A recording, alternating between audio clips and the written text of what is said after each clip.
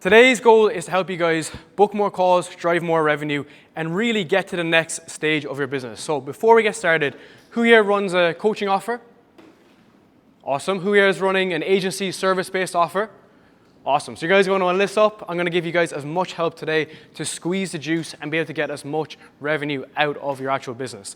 So what I wanted you guys to focus on initially is, where is the bottleneck you guys have in your business right now? Who here thinks it's content? Right? Content's the issue, okay? Who here thinks it's their ads? Their ads get working, okay? And who here doesn't have time to grow their business? Anyone in the time bucket? Well, the question I'd like to actually pose is, I think majority of the time, it's actually an offer problem. So this is my 8th mastermind in the past 8 weeks. Many people come here and they're spending money on ads, they're pushing their content as hard as possible, maybe they're even pushing their sales team as hard as possible. But if the underlying offer is weak, everything else is more difficult upstream. Let me give you a model. You can't outmarket a bad offer. You equally can't outsell a bad offer. Who here on a call has heard the usual typical that they need to think about it on a sales call, yeah? Everyone's felt that. Because at the end of the conversation, you're on a sales call, you're communicating directly with the prospect, and something doesn't get them to drive and make that jump. And the reason being, a lot of times, is the offer doesn't solve a painful problem enough. So what I want you guys to do is be as interactive as possible to think about, what is the painful problem that your offer actually solves? Is it revenue? Is it health? Is it wealth? Is it on the relationship side? Because the way I like to think about it is, if you look at the iPhone is like one of the most well-built products of all time. If the product itself actually sucked, it doesn't matter how much we market it. And arguably, Apple don't actually do that much marketing. Simultaneously, it doesn't matter how hard they try to sell the product. If they build a massive outbound sales team, but if the product sucks, it doesn't matter. So what I like to do is I like to go back and look at this through my own journey, right? So how I learned this the hard way is, so for the past 6 years, we've had our consulting business, Voix. We've worked with a lot of the big info product owners, coaches, agency owners to scale their business. The big gap between them getting to $1 million a year and $1 million a month is always the offer, how strong the offer is. And to take this a step further, I've even built a software company, Aura, which is a sponsor of this event, and we've seen in the back end all of the struggling sales teams and founders, even small stage founders, when it all goes back to having the wrong offer. And I knew this myself because I was in that position. So in 2024, our business was making around $2 million a year, and we did all the bells and whistles. We ran ads, we had a big sales team, we tried to push it as hard as possible, but the more that we pushed it, the more inefficient the business became. Because the underlying product we were selling and the service that we had and the offer that we have was actually not optimized. So the logic here is, the harder we push the product, we need to have the right offer in place and the right systems in place. Because I'm going to walk you through how actually scale is actually done inside businesses, from looking at these bigger info companies and even the smaller ones. Because for us in particular, you might feel this as well. Everything lives in a spreadsheet. So who's tracking their sales on a spreadsheet or a napkin? Come on, we're all doing this, right? Or you might be using some tracker you got from a sales coach. A lot of times, these are the reasons why you're not actually scaling. So before I started building my consulting business, I worked in software. I worked at a very famous finance company out of the UK, and that's what scale is, right? Those companies scale to 500 million, $1 billion in revenue.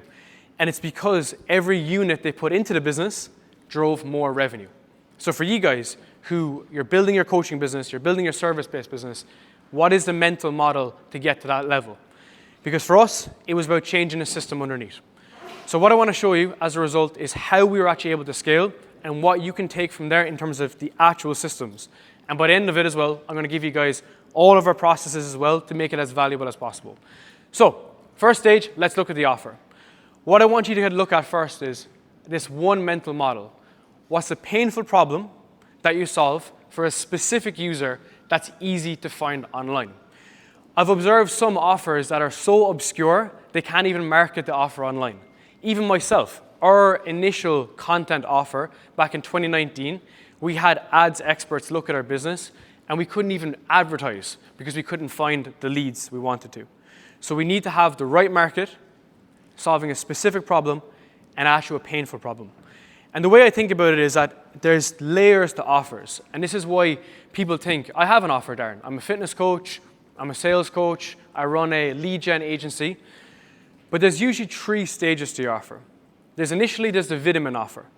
We all know the feeling of buying supplements and they kind of hang out in the back of your cupboard and no one really uses them ever, because it's a very basic vitamin offer. So when you guys are in sales calls and people are saying, I need to think about it, we haven't created that urgency, like that driving factor for them to say, I want this, I need this. The next layer is the painkiller offer. So how do we actually tie what we're doing right now to solve a very, very painful problem? Let's take an example. You wake up, you got a pain in your ear, you run down to your local pharmacy, and you'll pay $10, $20, $30 to solve that problem. But the real issue is when we can solve a bleeding neck offer. So that's something that your prospects physically can't live without. We had the VIP event yesterday, and one of the gentlemen said that they had an issue with their ads. Because it was such a painful problem for them, he will arguably pay anything to solve that problem in that moment.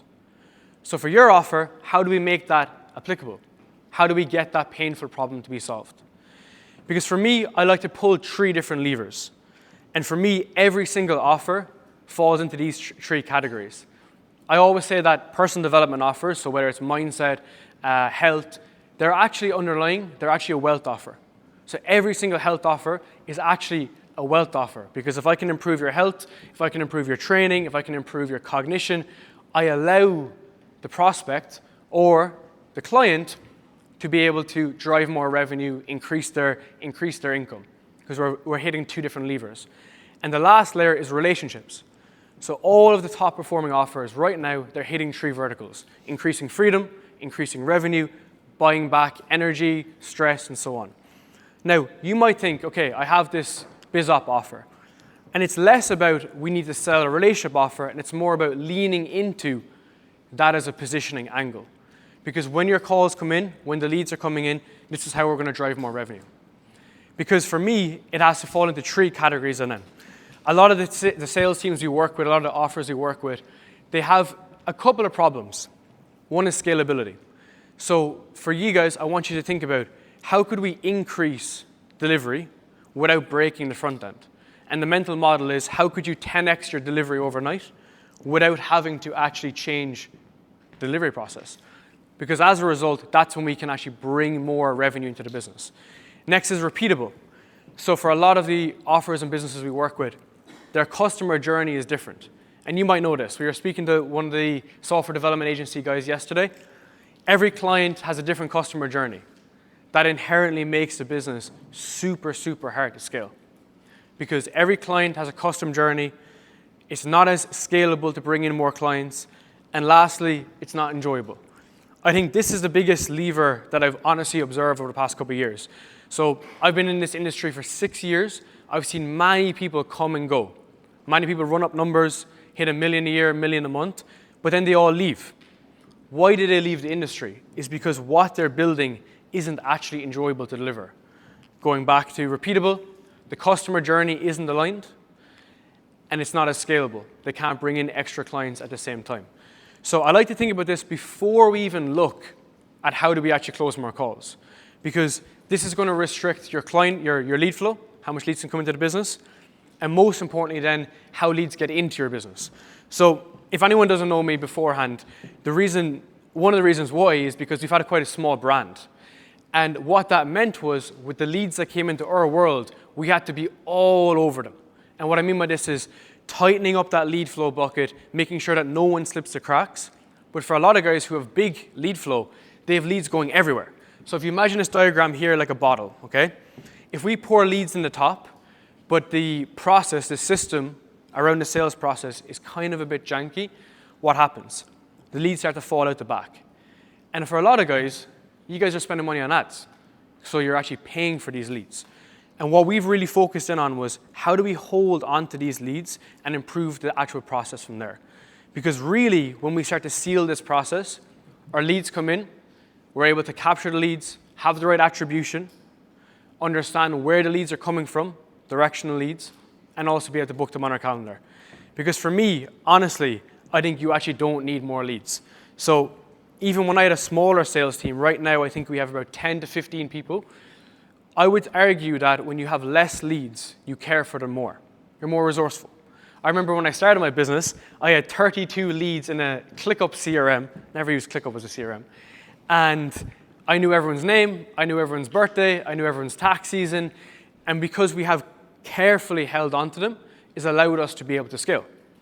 And this allows you to, as a result, to not actually have to spend more money on ads, to not have to hire more sales reps, because we have an offer that's solving a bleeding neck issue, and we have the systems in place to be able to actually bring them into our world. Now, a lot of you guys as well there, if you're running sales calls, 1 or 2 calls, people get frustrated when they're not closing people on calls. And they think, hey, we brought in these leads from a VSL funnel, from a webinar funnel, and they're not closing. I like to kind of take this in a bit of a different slant. We look at basically lead flow in terms of 3 different categorizations.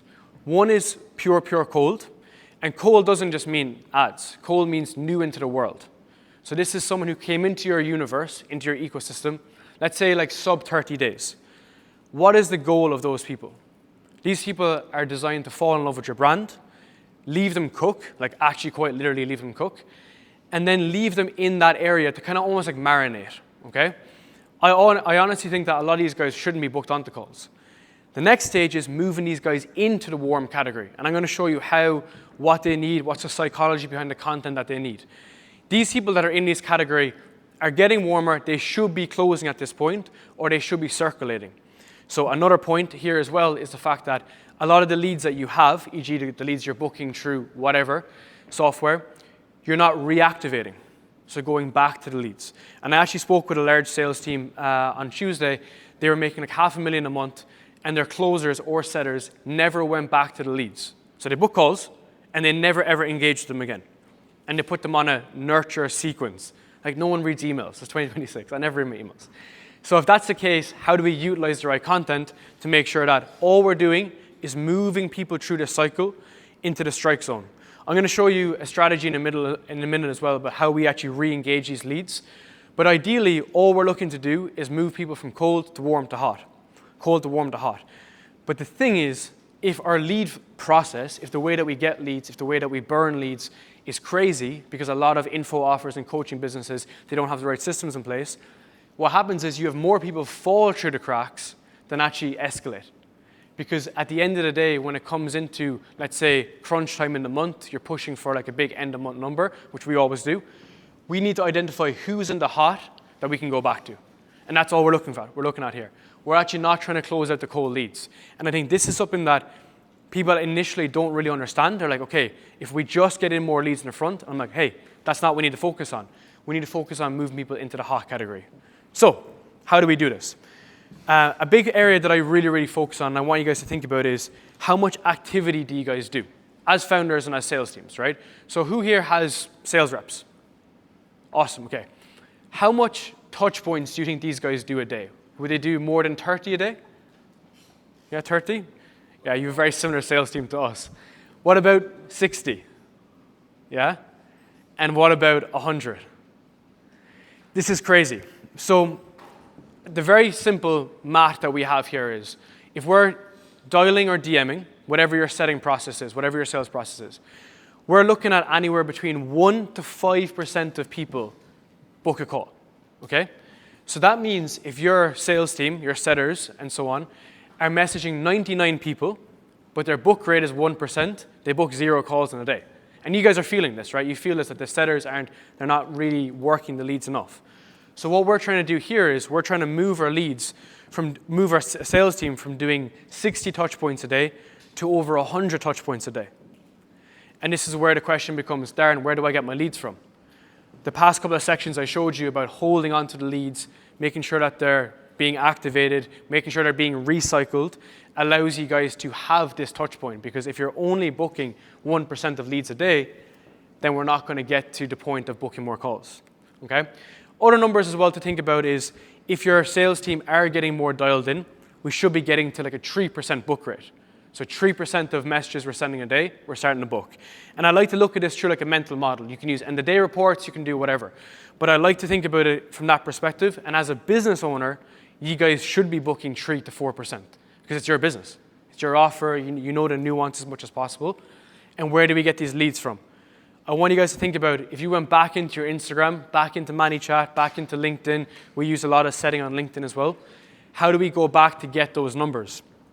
And even if your sales team or yourself are thinking, Darren, I can't get to 100 touch points a day, that is the only point where we turn on more marketing.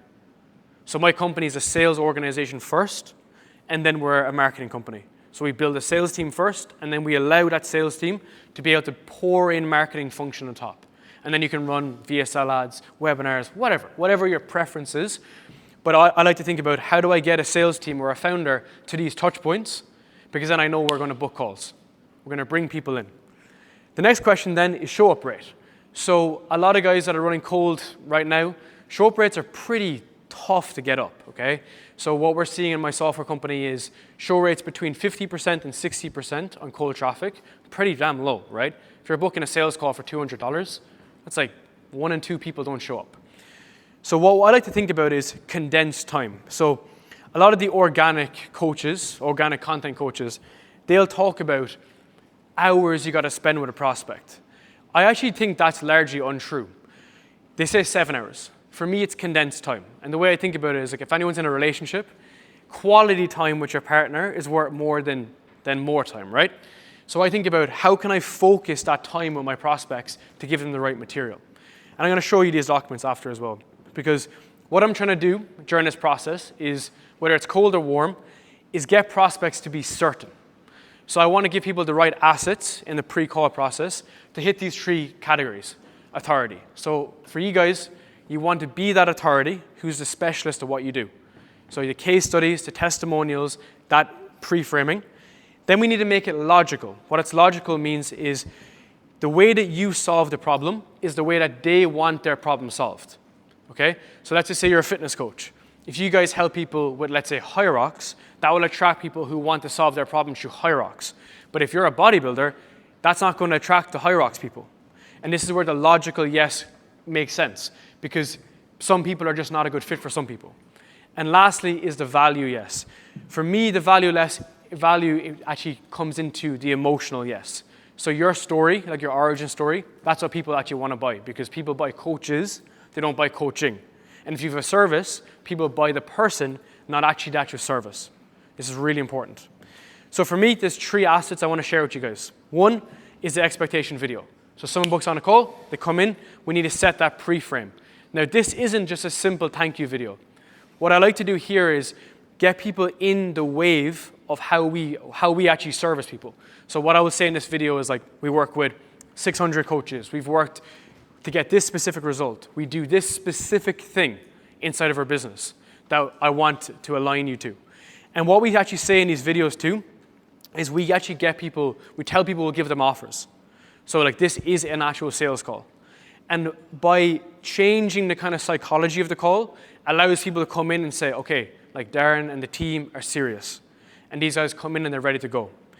The next thing is a free training. So all of you guys have mechanisms, right? You have mechanisms, the way that you solve problems. It's very, very important that in especially the world of AI, is you guys are training your prospects on how the engagement will go to get the result. Because the way I'd like to think about it is, information is worth nothing anymore, right? Anyone can do anything on Claude. Like, we can all agree with that. But nuance is important. So for context, we're a coaching business that helps people with sales. We're first sales calls. That's our nuance. And that nuance is what people want. So people will actually come to me and they're like, hey, I tried the sell by chat thing and it didn't work. And now we're here. Because people are buying the weird nuances that you have. So the more weirdness you have, the better. And lastly is the origin story. I already pointed this out, but people buy the story, not the product. So who you are and what you do, you really want to showcase. So for you, 17 years old, building like an info product. I think that's worth more than what you actually teach people.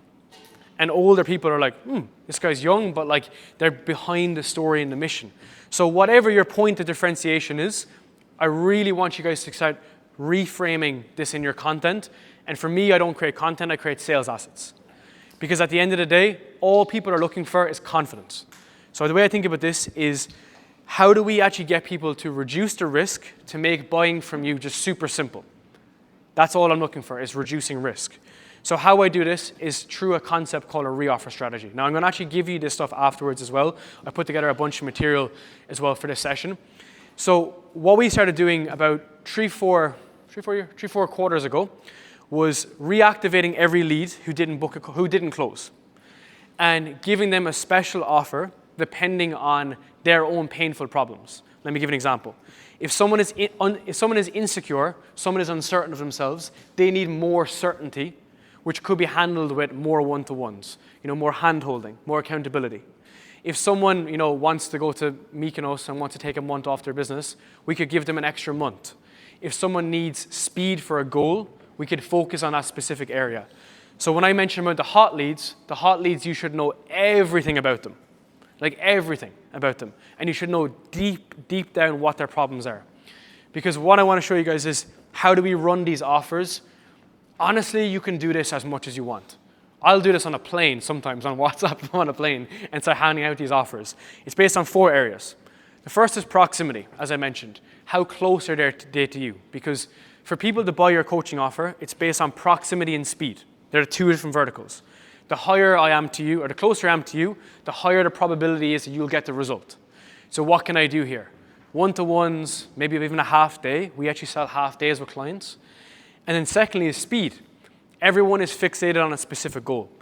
The problem with coaching is that you guys are kind of giving people a set menu. Here's how I help you, and kind of get on with it. But if you can figure out what their core problem is and fixate on a 30-day window, 60-day window, that will give them a huge, huge point of leverage to close. And next point is duration. So duration is how long are they in the engagement. If you ever get objections of I want to start after summer and all this kind of stuff, this is how we actually solve this. Because an extra month in your program doesn't cost you anything, in theory, but it brings in the revenue. It brings in like the AOV and so on. And lastly is guarantee. So for many years, I've been very much against guarantees. We used to say that the only guarantee is that there's never going to be a guarantee. But we started to add in a conditional guarantee because you and I know that like if you do the work, you're going to get the result. If you eat the chicken and you get on the treadmill, you're going to lose weight, right? But why don't people get results? It's because they don't follow the process. So we added in a lot of very conditional guarantees, especially with our clients as well. So for instance, like we might have like, do all this work, show up in this way, and then we'll have like a money back guarantee. At the end of the day, that's only to reduce risk. Because your prospects are trying to figure out a way to reduce risk to make this the next actual best solution, okay? So this is how we're going to drive up the close rate.